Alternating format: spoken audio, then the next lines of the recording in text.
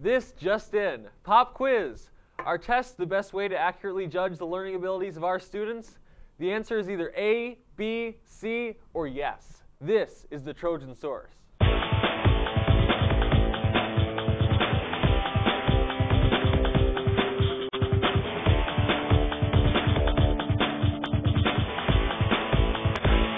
Good morning, Paradise Valley. I'm Colin Carter, and welcome to The Source.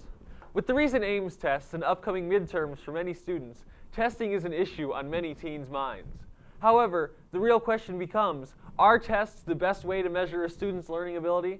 Well, according to the No Child Left Behind Act, passed 7 years ago, the answer is a resounding yes. Today, no one can deny its results.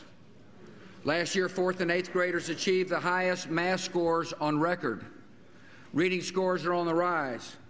African American and Hispanic students posted all-time highs. And apparently, this test, used to measure the program's success, didn't deal in numbers, but only in lows and highs. But while some say that testing is just what our students need, others say that altering the curriculum around a single test isn't overall useful to the student. Perhaps some of this oversight could be due to Congress members waiting until the night before to complete all the effects of the bill in a late-night cram session. But I honestly don't see what the problem is here. Tests are by far the best way to find out everything you need to know about a student. They can be great at evaluating a student's psychological state. They can be a great way to give classroom critiques on the value of your current education. And they can really show off a student's artistic merit. So just what could be the problem here?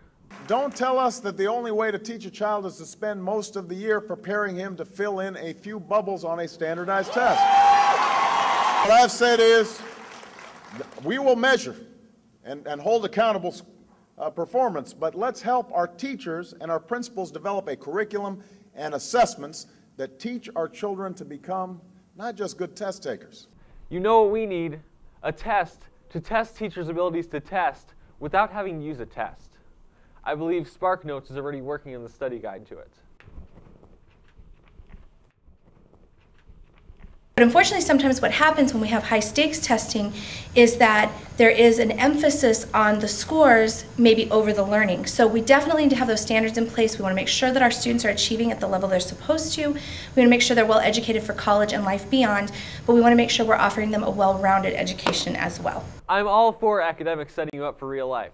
But what can be more real life than multiple choice bubble sheets when it comes to questions like, who filed the litigation papers for the Johnson case with the bagel bites in the microwave?